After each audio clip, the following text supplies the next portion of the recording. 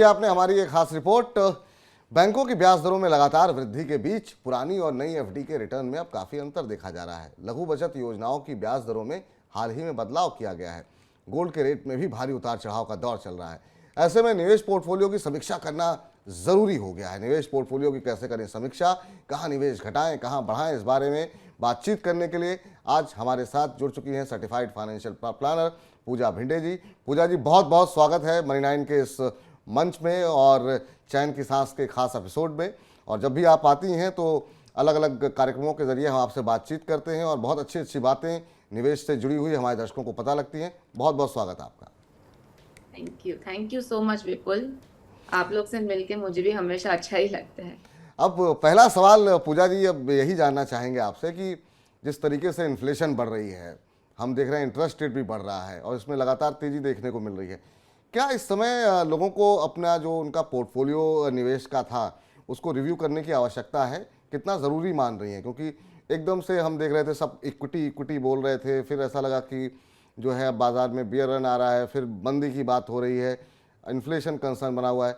क्या इस सिनेरियो को देखते हुए किसी को अपने पोर्टफोलियो को सेम रखना चाहिए या उसको रिव्यू करने की आवश्यकता है? पहला सवाल तो ये। जी बिल्कुल, देखिए विपुल, बहुत ज़रूरी है इस चीज़ के ऊपर चर्चा करने की, क्योंकि इस तरह की वॉलेटिलिटी की वजह से बहुत पैनिक हो जाता है इन्वेस्टर्स में। क्योंकि हम देख रहे हैं कि एक हफ्ते मार्केट अच्छा प्रदर्शन दिखा रही है और दूसरे हफ्ते ही मार्केट में उतनी ही हमने गिरावट देखी है। सो इस तरह की वॉलेटिलिटी पीरियड में इन्वेस्टर्स को भी नहीं समझ में आता है कि क्या करना चाहिए। अगर हम थोड़ा टेक्निकल बात करें तो ग्लोबली जो चल रहा है, जैसे इन्फ्लेशन है, उसको कर्व करने के लिए, कंट्रोल करने के लिए आरबीआई जो स्टेप्स उठा रही है इंटरेस्ट रेट बढ़ाने की, उस वजह से जैसे आपने मेंशन किया कि ईएमआईज महंगी हो रही है, होम लोन्स आगे आके महंगे होंगे, तो लोगों की उस वजह से ईएमआईज बढ़ती जाएगी तो सेविंग कम होती जाएगी।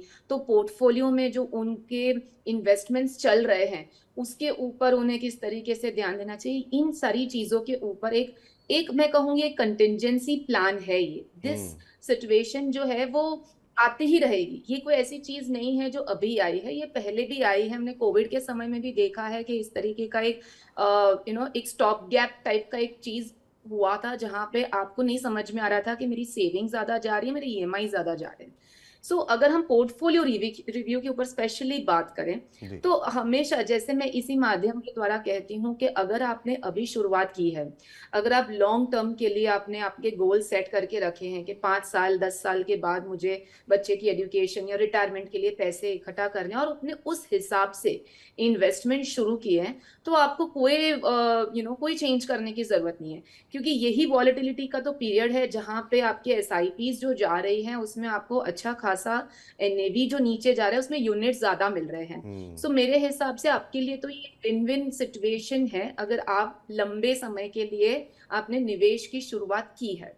हाँ, अगर हम देख रहे हैं कि किसी के गोल्स नजदीक आ रहे हैं, ठीक जी। है, अब आपने एसेट एलोकेशन के हिसाब से तो हम हमेशा कहते हैं कि आप प्लानिंग करो, आप इक्विटी और डेट में अकॉर्डिंगली प्लान करो कि शॉर्ट टर्म के लिए आप डेट में रखो, लॉन्ग टर्म के लिए आप इक्विटी में रखो। अब बात उन लोगों की करें जिनकी मेच्योरिटीज हैं या जिन्हें गोल 2 से 3 साल के अंदर आने वाले हैं। तो सबसे पहले बात तो, अगर आप इक्विटी में बने हैं तो जैसे ही आपको आपको एवरेज रिटर्न अगर 12% तक भी दिख रहा है, आप इमीडिएटली उसको लिक्विड में शिफ्ट कर दें। क्योंकि आगे आने वाले 6 महीने भी हमें नहीं पता कि हम इक्विटी कहाँ लेके जाएगा। थोड़ा ये जो समय है, जो आप देख रहे हैं, वॉर के इफेक्ट्स हैं या रूपी डिप्रिसिएशन के इफेक्ट्स है, इंटरेस्ट रेट के इफेक्ट्स है, ये और 6-8 महीने तक और ये कंटिन्यू रहने वाले हैं।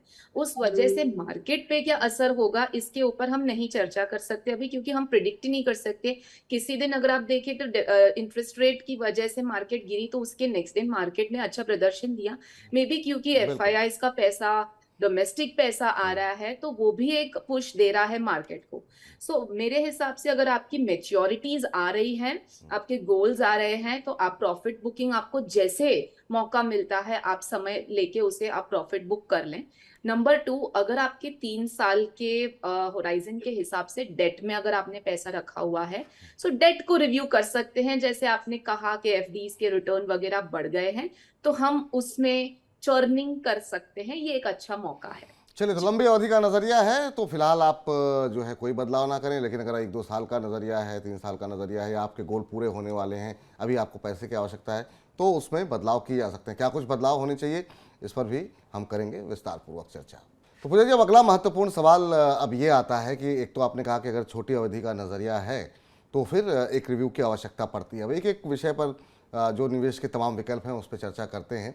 अब एफडी को लेकर के आपने जिक्र किया, तो अब जिन लोगों ने 1-1.5 साल पहले एफडी कराई थी, उसके मुकाबले अगर हम देखें इस समय, तो ब्याज दर जो है उनको जो है 2% के आसपास कम मिल रहा है।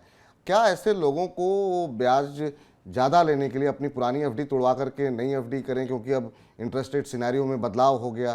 पहले 5 साढ़े 5% का फिक्स्ड रिटर्न मिल रहा था और अब जो है उसमें हम देख रहे हैं 2 सवा 2% का इजाफा हो गया है। तो या फिर पुरानी एफडी रहने दें, या आपको लगता है कि उसे तुड़वा करके फिर से उन्हें री इन्वेस्टमेंट करना चाहिए ज़्यादा ब्याज के लिए? जी, बिल्कुल। देखिए, ये एक अच्छा चर्निंग का समय है मैं कहूँगी। जैसे अगर किसी ने पिछले साल ही एफडी बनाई होगी, तो उनको डेफ़िनेटली काफ़ी फ़र्क देखने को मिलेगा। मैं कहूँगी अगर आपका टेन्योर एफडी का शॉर्ट टर्म था, समझो अगर आपने 12 महीने या 15 महीने की ही एफडी की होगी, तो आपको ज़्यादा फ़र्क नहीं देखने को मिलेगा क्योंकि आप तुड़वाएँगे तो उसमें भी आपको पेनल्टी लगेगी। आपको आधे से 1% की पेनल्टी लगती है डिपेंडिंग आपके कितने टेन्योर की एफडी है। सो आपको वो पेनल्टी आपके इंटरेस्ट पे मार लगेगी और आपको वही इंटरेस्ट की एडिशनल की चाहत में आपको मार भी लग रही है। सो अगर आपकी शॉर्ट टर्म 1 आध साल के अंदर की एफडी है और उसमें कुछ ही महीने बाकी हैं, तो मेरी सलाह में कोई ज़्यादा आपको फ़र्क नहीं पड़ेगा अगर आपने इस तरीके का कोई चेंज किया तो। लेकिन अगर आपकी एफडी लंबी अवधि की है, जैसे हम 3 साल 4 साल, 5 साल की एफडी की अगर बात करें, तो हाँ, तो आपको ज़रूर एक अच्छा विकल्प है इस तरीके के इंटरेस्ट रेट सिनेरियो में जहाँ पे आप पहले की तुड़वा के नई एफडी प्लेस कर सकते हैं। तो आपको वहाँ पे 1-2% जो भी ज़्यादा मिल रहा है, जी। वो पेनल्टी के सामने आपको बेनिफिट ही होगा। सो अगर लॉन्ग टर्म वाली एफडी है, तो आप डेफिनिटली ये स्टेप उठा सकते हैं।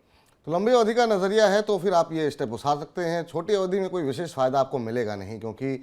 आपके ऊपर जो पेनल्टी लगेगी, फिर ले दे करके ज़रा से पैसे के लिए इतनी मेहनत क्यों करना आपके लिए। अब अगला महत्वपूर्ण सवाल ये है कि अब जो अभी हम देख रहे हैं इंटरेस्ट रेट साइकिल फिलहाल स्लो डाउन होती हुई दिखाई नहीं दे रही है, जो दुनिया भर में स्थिति है। ऐसे में क्या एफडी में इन्वेस्टमेंट करें, या फिर आपको लगता है कि डेट म्यूचुअल फंड में रिटर्न जो है वो ज़्यादा अच्छे मिल सकते हैं? अगर इन दो में से किसी एक को चुनना हो तो 50-50 करें, किसी एक पर 100% जाएं, या फिर क्या नज़रिया आपका रहेगा? देखिए, हमेशा जब भी हम इन्वेस्टमेंट की बात करते हैं ना विपुल, एसेट एलोकेशन भी ज़रूरी है। हमने देखा है कि जब मार्केट्स नीचे होती है तब 100% लोग इन्वेस्टमेंट इक्विटी में भी नहीं करते। तो हम्म। वैसे अभी debt cycle, interest rate cycle अच्छी चल रही है तो उन्हें पूरा का पूरा इक्विटी से निकाल के ऑब्वियसली इसमें भी नहीं डालना है। तो हमेशा कोई भी इस तरीके के सिनेरियोज में प्रोपोर्शनेटली ही काम करना है।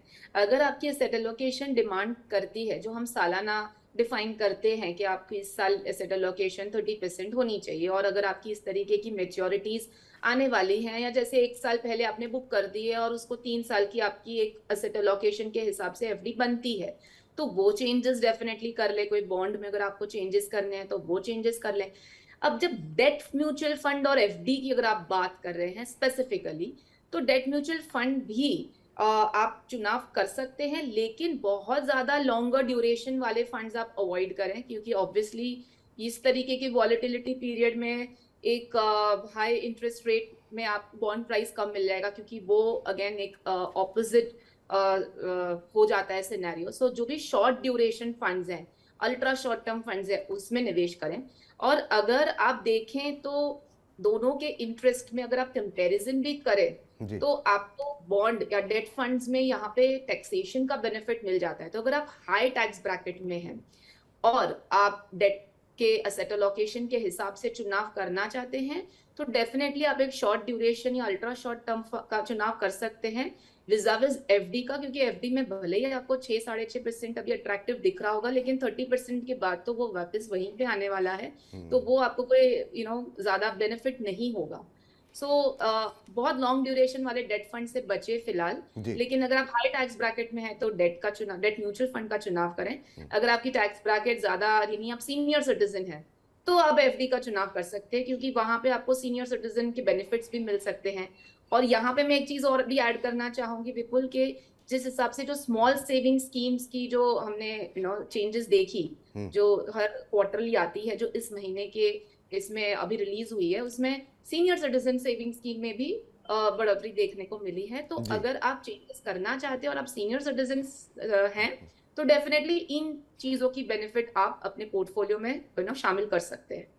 तो ये तमाम विकल्प आपको बताए जा रहे हैं किस तरीके से आप इस बदलते माहौल में अपने निवेश को सुरक्षित कर सकते हैं। एक महत्वपूर्ण सवाल है, चूंकि म्यूचुअल फंड आप बहुत क्लोजली ट्रैक करती हैं, फॉलो करती हैं, अभी एसआईपी के जरिए अगर म्यूचुअल फंड में निवेश की शुरुआत करनी है तो चुनते वक्त किन चीज़ों का ध्यान रखें, किस तरह के फंड का चुनाव करें?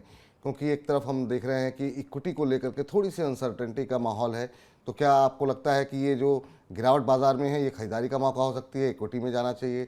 क्योंकि इंटरेस्ट रेट सिनेरियो चेंज हो रहा है, डेट में जाना चाहिए, बैलेंस फंड में जाना चाहिए? कोई म्यूचुअल फंड में अगर निवेश करना हो तो अभी किस तरह के फंड को चुनें? अगर मान लीजिए किसी के पास एक या दो ही फंड में पैसे लगा सकता है म्यूचुअल फंड में, तो अभी किस तरह के फंड आप चुनने को सलाह देंगे? देखिए, एसआईपी का रूट ले रहे हैं और जी। लंबी अवधि का समय है, तो डेफिनेटली आप डाइवर्सिफाइड इक्विटी फंड का चुनाव कर सकते हैं। डाइवर्सिफाइड इक्विटी फंड में आप या तो फ्लेक्सी कैप ले सकते हैं, या तो फिर आप इनमें एक मल्टी कैप भी ले सकते हैं, क्योंकि मल्टी कैप में आपको लार्ज, मिड, स्मॉल तीनों ही मार्केट कैप की बेनिफिट देखने को मिलती है। और क्योंकि इस तरीके के समय में जब हम काफी चेंजेस देख रहे हैं, जैसे अगर आप देखें सेक्टर वाइज भी, सो बैंकिंग सेक्टर में काफी आपको चेंजेस देखने को मिल रहे हैं। इंफ्रास्ट्रक्चर सेक्टर में भी काफी आपको गिरावट है। तो ये सारे जो लार्ज कैप बेस्ड ज्यादा फंड्स हैं, वो जो बैंकिंग पे ही ज्यादा डिपेंडेंट है, वो अब नीचे हैं। तो उसी समय में अगर आप एसआईपी कर रहे हैं जिसमें लार्ज कैप ज्यादा है, तो कहीं ना कहीं आपके लिए बेनिफिशियल है। सेक्टर फंड से बचें, स्पेसिफिक सेक्टर फंड से बचें। हम्म, और obviously mid cap, small cap का भी आप थोड़ा बहुत उसमें पोर्शन, तो मेरे हिसाब से बिल्कुल एक मल्टी कैप या एक डाइवर्सिफाइड इक्विटी, एक फ्लेक्सी कैप आप पोर्टफोलियो में रखें, तो आपके लिए अच्छा रहेगा आगे आने वाले 3 से 5 साल के लिए। और अगर आप लमसम की बात करें मेरे से, तो जी। मैं बैलेंस एडवांटेज पे आप आज भी टिकी रहूंगी, क्योंकि जैसे हमने शुरुआत में बात की वॉलेटिलिटी की, कि इक्विटी और डेट दोनों ही बहुत वॉलेटाइल चल रहे हैं। तो दोनों का अगर आपको बेनिफिट लेना है और लमसम निवेश करना है, तो बैलेंस एडवांटेज में बैठ के आप फंड मैनेजर को जी। उनके हिसाब से इक्विटी और डेट पोर्शन का चुनाव करने की लिबर्टी दें, ताकि आप उसका लुफ्त उठा सकते हैं। सो या लमसम है तो आप बैलेंस एडवांटेज का चुनाव करें, और एसआईपी है और लॉन्ग टर्म है तो आप एक मल्टी कैप या फ्लेक्सी कैप का चुनाव करें। मल्टी कैप, फ्लेक्सी कैप में निवेश आप कर सकते हैं एसआईपी के माध्यम से। बैलेंस एडवांटेज में आप निवेश कर सकते हैं। ये दो तीन विकल्प आपको सुझाए गए हैं। अगर आपको भी नहीं समझ में आ रहा है कि इस समय किस तरह के म्यूचुअल फंड में पैसे लगाना सही रहेगा, एक जो है बड़ा जो इन्वेस्टमेंट का एक इंस्ट्रूमेंट है वो है गोल्ड। और जब भी हम देखते हैं कि बाज़ार में गिरावट हो इक्विटी मार्केट के अंदर या फिर इन्फ्लेशन बढ़ रही हो, ऐसे में हम देखते हैं कि गोल्ड में एक तेज़ी का मोमेंटम बनता है। इस बार ऐसा नहीं हुआ, बहुत सरप्राइजिंग देखने को मिला कि रिसेशन के बावजूद गोल्ड में गिरावट देखने को मिल रही थी। लेकिन पिछले कुछ दिनों में हमने देखा एक बार फिर से मोमेंटम बनता हुआ गोल्ड में दिखाई दे रहा है। अभी गोल्ड में निवेश करने का क्या ये सही मौका है? पहला सवाल। दूसरा ये है कि अगर हम कोई अपना पोर्टफोलियो बना रहे हैं इन्वेस्टमेंट के लिए, तो गोल्ड की कितनी हिस्सेदारी होनी चाहिए? क्योंकि आमतौर पर अभी भी भारतीय जो मानसिकता है वो इन्वेस्टमेंट के पर्पज़ से गोल्ड में पैसे बहुत कम लोग लगाते हैं। ज़्यादातर लोग गहने के रूप में या बाकी चीज़ों के रूप में तो लेते हैं, लेकिन ये मान के नहीं चलते कि ये भी इन्वेस्टमेंट का एक स्वरूप हो सकता है।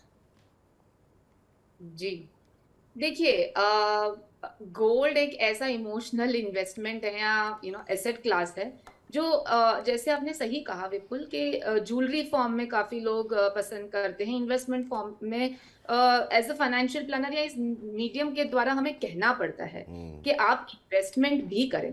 अब इन्वेस्टमेंट करने के फायदे जो हम देख रहे हैं, कि गोल्ड को एज एन इन्वेस्टमेंट इसलिए आपको रखना चाहिए आपके पोर्टफोलियो में, क्योंकि आपको इन्फ्लेशन के सामने अगर हेज करना है, तो गोल्ड एक बहुत अच्छा ऑप्शन है।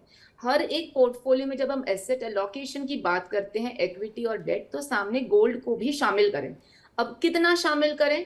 तो एटलीस्ट 5 से 10% हम्म। आपके पोर्टफोलियो में गोल्ड एज एन इन्वेस्टमेंट होना चाहिए, नॉट एज एन असेट। हम्म। ठीक है, एज एन इन्वेस्टमेंट की अब जब हम बात कर रहे हैं, जिस हिसाब से आपने कहा कि पिछले एक हफ्ते से हम फिर से तेजी देख रहे हैं, ऑब्वियसली जो रूपी डिप्रिशिएट हो रही है उस वजह से, और काफी ग्लोबल सिनेरियो की वजह से गोल्ड में जो आपको तेजी अब देखने को मिलेगी, वो कितनी हो सकती है, इसमें निवेश करना चाहिए नहीं, क्योंकि फेस्टिव पीरियड आ रहा है। जी। सो फेस्टिव पीरियड के टाइम में ऑलरेडी हमने दशहरा पे भी देखा काफी बाइंग हुई है, लेकिन again as a jewellery form पे हुई है, और आगे आने वाले 15 दिन भी फेस्टिव के फॉर्म में अगर आप निवेश करना चाहते हैं, मेरे हिसाब से एक तो आपको बेस्ट विकल्प जो आएगा आपके सामने कुछ ही हफ्तों में, वो होगा सोवरिन गोल्ड बॉन्ड का। तो डेफिनेटली आप उसमें निवेश कर सकते हैं, और एज अ हेज इन्वेस्ट करें, जैसे हम हमेशा कहते हैं 10% के हिसाब से आप उसमें निवेश कर सकते हैं, तो वो आप डेफिनेटली करें। या तो गोल्ड ईटीएफ का एक माध्यम आप चूज कर सकते हैं। बेसिकली डिजिटल या ई फॉर्म में आप निवेश करें, जी। और ना कि आप फिजिकल फॉर्म में, क्योंकि उसे संभालना और मेकिंग चार्जेस, ये वो एक इन्वेस्टमेंट होता ही नहीं है। हम्म। एंड अगर हम गोल्ड को, अगर हमें किसी गोल के साथ अटैच करना है, तो मैं हमेशा हमेशा कहती हूँ कि आप इस तरीके से प्लान करें कि आप हर साल, ये चीज बिल्कुल ध्यान में रखनी है हमें कि जी। गोल्ड के प्राइसेस तो देखो बदलते रहेंगे, कभी ऊपर आपको कुछ सालों में नेगेटिव दिखते हैं, कभी कुछ साल में आपको वो इन्फ्लेशन को बीट भी कर लेते हैं, कभी इक्विटी को भी बीट कर लेते हैं, लेकिन हम इसमें कंसिस्टेंसी नहीं देखते। हम उसमें एटलीस्ट 7 to 8% एक इन्फ्लेशन के जितना रिटर्न मिल रहा है उतना सोच समझ के चले। तो जी। आप एक हैबिट रखें, हम्म। जैसे फेस्टिव पीरियड आता है, एक बहाना मिलता है कि हम्म। दशहरा है या धनतेरस है, आपने थोड़ा बहुत आपके पोर्टफोलियो का गोल्ड में इन्वेस्ट किया, या अगर आपके फैमिली मेंबर्स में आपके बच्चों की बर्थडे है, हम्म। आप उस दिन पे एक ऑस्पिशियस डे समझ के निवेश कर लें। ये एक अगर आप हैबिट रखेंगे, आप जस्ट सोचिए कि अगर आपका बच्चा छोटा है, जब वो शादी की उम्र का हो जाएगा, 22-25 साल का हो जाएगा, तब हर साल की ये जो आपकी निवेश होगी, वो आप उनकी शादी में उनके गिफ्ट कर सकते हैं। सो इक्विटी एक हम अटैच करते हैं गोल्स के साथ, एजुकेशन ये वगैरह, जैसे गोल्ड को भी धीरे धीरे धीरे हर साल अगर आपने इन मौकों पे खरीदा, तो हम्म। एक चिल्ड्रन मैरिज गोल के हिसाब से आप उसको डेफिनेटली यूज कर सकते हैं। ये हैबिट आप इनकलकेट करें, ये बहुत अच्छी हैबिट है मेरे हिसाब से। तो बहुत अच्छी बात आपने कही कि अगर घर में कोई अच्छा ओकेज़न आता है, हम अक्सर जेवर बनवाते हैं, और वो जेवर कई बार एक तो डर भी रहता है कि कहीं गायब ना हो जाए, तमाम जगहों से बचाने के लिए चोरी हो जाए। एक आदत डालिए कि आप निवेश के लिए भविष्य में बच्चों की चाहे शादी हो या कोई बड़े खर्चे हों, सोवरेन गोल्ड बॉन्ड में आप पैसे लगा सकते हैं, और इन्वेस्टमेंट पर्पज़ से आप पैसे लगाएं, ताकि ज़रूरत पड़ने पर इन्फ्लेशन को बीट करने वाला रिटर्न यहाँ पर देखने को मिलेगा, और अच्छे रिटर्न। कोई भी अच्छा मौका हो घर पे, तो जितने पैसे आप निवेश कर सकते हैं, थोड़े कम थोड़े ज़्यादा, आप निवेश करते रहिए गोल्ड में, और ये आपके पोर्टफोलियो का एक हिस्सा होना चाहिए। अब बहुत सारे सवाल हमको दर्शकों की तरफ से भी प्राप्त होते रहते हैं। सभी सवालों को ले पाना तो संभव नहीं होता है, लेकिन हम कोशिश करते हैं, कुछ सवाल जो है हम आपके साथ सामने रखते हैं और उसका उत्तर लेने की कोशिश करते हैं। तो हमारे साथ रोहित प्रकाश जी ने एक प्रश्न पूछा है। पूजा जी, ये 52 साल के हैं, हैदराबाद से हैं। इनका सवाल ये है कि मुझे बीमा पॉलिसी की मैच्योरिटी के 20 लाख रुपए इनको मिले हैं, इस रकम को मैं एफडी में निवेश करना चाहता हूँ, इसके लिए मुझे क्या रणनीति अपनानी चाहिए? अब इन्होंने अपना रिस्क प्रोफाइल नहीं लिखा है, एफडी बोल रहे हैं, तो या तो इसका मतलब ये है कि शायद ये सुरक्षित निवेश चाहते हैं। क्या पूरे पैसे 20 लाख रुपए एफडी में लगाना ठीक रहेगा? स्ट्रेटजी क्या होनी चाहिए, ये जानना चाह रहे हैं। आप क्या सजेस्ट करेंगे इनको? देखिए, ये एक कॉमन सवाल है हर उस इंसान जो इस एज पे आता है कि रिटायरमेंट का पैसा, मैं समझ रही हूँ रिटायरमेंट के लिए ही वो सोच रहे हैं, बिल्कुल। या उनकी जो मेच्योरिटी आ रही है, जैसे एलआईसी की जो मेच्योरिटी की बात कर रहे हैं, हम्म। सो वो मेच्योरिटी का पैसा अगर वो लगाना चाहते हैं, तो उन्होंने साफ साफ रिस्क को ना उठाते हुए एफडी का ही विकल्प पूछा है। सो रोहित जी, आपसे एक चीज कहूंगी कि एक तो इस समय में निवेश करना एफडी में भी एक अच्छी ऑप्शन है, क्योंकि एफडी रेट्स अभी हाइक पे हैं। इसमें अगर मैं आपको एक चीज और सजेशन दूं, तो आप बैंक एफडी के सामने अगर आप कॉर्पोरेट एफडी का चुनाव करें, जो भी अच्छी ट्रिपल ए रेटिंग वाली कॉर्पोरेट एफडीज होती हैं, उसमें अगर आप निवेश करें तो आपको उसमें और आधा से 1% ज्यादा मिल सकता है। लेकिन क्योंकि अगर आप सीनियर सिटीजन की एज में नहीं है, आप 60 के अंदर आते हैं, सो आपके रेट्स वहीं पे थोड़े रेस्ट्रिक्टेड रहेंगे। लेकिन 20 लाख क्योंकि बड़ी रकम है, मैं नहीं कहती कि आपको सारा का सारा अमाउंट एफडी में ही डालना चाहिए, आप थोड़ा डिवर्सिफाई कर लें। जैसे हमने बात की कि बैलेंस एडवांटेज फंड है, वो एक इस तरीके का फंड है जहां पे आपको थोड़ा बहुत मार्केट का भी बेनिफिट मिलेगा, and at the same time वो बहुत ज्यादा रिस्क भी नहीं उठाता है जब मार्केट हाई पे होती है। सो अगर आप 5 साल का भी एक होराइजन, क्योंकि मैं समझती हूँ आपको निवेश करना है, आप उसमें मंथली एसडब्ल्यूपी भी डाल दें, आपको मंथली इनफ्लोस चाहिए जी। तो वो आप 6 से 7% के हिसाब से आप मंथली इनफ्लोस डाल सकते हैं। लेकिन जो मुद्दल है, जो आपकी कैपिटल है, उसको आप लॉन्ग टर्म के लिए रखना चाहते हैं 5 से 10 साल के लिए, तो एफडी के साथ साथ बैलेंस एडवांटेज या तो equity savings fund, equity savings में भी आपको इक्विटी पोर्शन 25 से 30% तक मिलता है, बाकी आपका डेट ही होता है। जी। लेकिन बेनिफिट ये है कि आपको टैक्सेशन जो है वो इक्विटी के हिसाब से होता है। हम्म। क्योंकि हम हमेशा जब इन्वेस्टमेंट की प्लानिंग करते हैं, टैक्स भी तो इम्पोर्टेंट है ना, रिटर्न तो है बट टैक्स खा लेगा तो क्या पोस्ट टैक्स बचेगा आपके हाथ में। हम्म। अगर टैक्स भी एक इश्यू है तो इक्विटी सेविंग्स बैलेंस एडवांटेज का चुनाव कर पे, जहां पे टैक्स की भी बेनिफिट हो जाएगी और अदर रिस्क भी नहीं होगा, और आप एसडब्ल्यूपी के माध्यम से मंथली इनफ्लोज भी एंजॉय कर सकते हैं। मेरे हिसाब से थोड़ा बहुत आप अगर बैंक एफडी में डालना चाहते हैं वो, थोड़ा कॉर्पोरेट एफडी जी। या बॉन्ड्स अगर आपको अच्छे ऑप्शंस मिल रहे हैं, बट थोड़ा थोड़ा पोर्शन एटलीस्ट आप बैलेंस एडवांटेज या इक्विटी सेविंग्स में जरूर डालें। चलिए, तो 8 साल हैं अभी आपके रिटायरमेंट में, तो आप सलाह यहाँ पर पूजा जी की है कि पूरा पैसा एक ही जगह डाल देना, वो सही रणनीति नहीं होगी। तमाम विकल्प बताए गए हैं आपको, ताकि आप इक्विटी मार्केट में अगर जो रिटर्न आते हैं उसका भी फ़ायदा उठा सकें। 8-10 साल का वक्त है अभी आपके पास, आप चाहें तो पूजा जी की सलाह पे अमल कर सकते हैं। नेहा ठाकुर जी हैं हमीरपुर हिमाचल प्रदेश से, उन्होंने भी अपना सवाल भेजा है, और ये सवाल इनका है कि इनका मल्टी कैप और स्मॉल कैप फंड में 5-5 हज़ार रुपये की 2 एसआईपी चल रही है। अभी उन्होंने कहा कि मेरा रिटर्न माइनस में चल रहा है, क्या मुझे अपनी एसआईपी बंद कर देनी चाहिए? ये जैसे हम देखते हैं कि चाहे इक्विटी मार्केट हो या फिर म्यूचुअल फंड हो, लोगों के जैसे रिटर्न जो है वो थोड़े से नेगेटिव होते हैं, लोग घबरा जाते हैं और जो है उनको लगता है कि नहीं, ये सब चीज़ें ख़राब हैं, सबसे अच्छा तो बैंक है, वहाँ पे बैंक में पैसे रहेंगे, कम से कम जितना है उतने पैसे तो पड़े रहेंगे। ये सामान्य व्यक्ति जो मिडिल क्लास के हैं उनकी ये सोच होती है। आप ऐसे तमाम लोगों को क्या कहना चाहेंगी और इनके लिए क्या सलाह रहेगी आपकी? बहुत बहुत ही अच्छा और बहुत ही मैं कहूंगी वैलिड सवाल है आज की तारीख में, क्योंकि बैंक रेट्स बढ़ा रही है अभी। तो जी। उन्हें लगता है कि अरे मेरा मार्केट में ज्यादा रिटर्न नहीं है तो मैं वहां से निकाल के बैंक में रख दूं। बहुत इंपॉर्टेंट है नेहा जी, अगर आपने एसआईपी शुरू की है, सबसे पहले तो आपने जब भी एसआईपी शुरू की होगी किसी ना किसी की सलाह लेके शुरू की होगी। तो उन्होंने अगर आपको मल्टी कैप और स्मॉल कैप दिया है तो सामने कहीं ना कहीं आपकी रिस्क एपेटाइट या समझ के किया होगा, या लॉन्ग टर्म होराइजन के हिसाब से गोल होंगे तो इस वजह से सजेशन दिया होगा। इस वजह से अगर आपने शुरू किया है तो जो आपको वॉलेटिलिटी देखने को मिल रही है उसे आप डेफिनेटली इग्नोर करें, क्योंकि ये पेशेंस का समय है। ये आपको जो दिख रहा है ना, जब आपको स्मॉल कैप में वहीं पे डबल डिजिट रिटर्न दिखेंगे ना, तब भी आपको खुश होने की जरूरत नहीं है, क्योंकि आपने वो रिटर्न बनाए नहीं, वो तो आपको दिख ही रहे हैं। एक्चुअल रिटर्न तो आप तब बनाएंगे जब आप सेल करेंगे उसको, जब आप उसको एनकैश करेंगे। तो जितना आपको ये पैनिक कर रहा है उतना आपको वो भी हैप्पी कर रहा है, लेकिन ये तो सब एक वर्चुअल रिटर्न है। आपको रिटर्न एक्चुअली में तो तब मिलेंगे जब आप उसको बेचेंगे। और अब मैं समझती हूँ लॉन्ग टर्म इन्वेस्टर हैं, यंग है, तो बेचने की आपकी एज भी काफी टाइम के बाद आएगी। और जितना मैंने देखा है मल्टी कैप और स्मॉल कैप में, इनफैक्ट अभी तो रिटर्न्स फिर भी डबल डिजिट पे आ गए हैं, मतलब इतने नेगेटिव रिटर्न्स हैं ही नहीं। स्मॉल कैप में भी अच्छा रिटर्न्स दिख रहा है, मल्टी कैप शायद आपने कुछ महीनों के रिटर्न्स के हिसाब से ये सोच के या कुछ पैनिक होके ये सवाल किया है। इसके लिए कभी भी डाइवर्सिफाइड पोर्टफोलियो रखें कि जब भी स्मॉल कैप या इस तरीके के रिस्की फंड्स में अगर आपको माइनस दिखता है, तब लार्ज कैप फ्लेक्सी कैप उसमें रिटर्न स्टेबल दिखते हैं, तो जब आप ओवरऑल पोर्टफोलियो देखेंगे तो आपको नेगेटिविटी नहीं दिखेगी, तो आपको थोड़ा सेटिस्फैक्शन होगा। नंबर 2, जितने नेगेटिव रिटर्न्स हैं जी। उतनी नीचे की गिरावट में आपको मार्केट में आपका पैसा गया है, तो आपको ज्यादा मिले हैं तो आप ही का फायदा है। आप एक विमेन है तो आप समझ सकते हैं कि जब सेल लगता है मॉल में, तब हमें वही चीज 2 मिलती है या 3 मिलती है, लेकिन जब सेल नहीं होता है तो हमको वो पूरे प्राइस में मिलता है। बस यही लॉजिक आप यहाँ पे अपना के देखेंगे तो आप ज्यादा अच्छे से समझ पाएंगे कि ये अच्छा ही हुआ है आपके साथ जो भी हुआ है।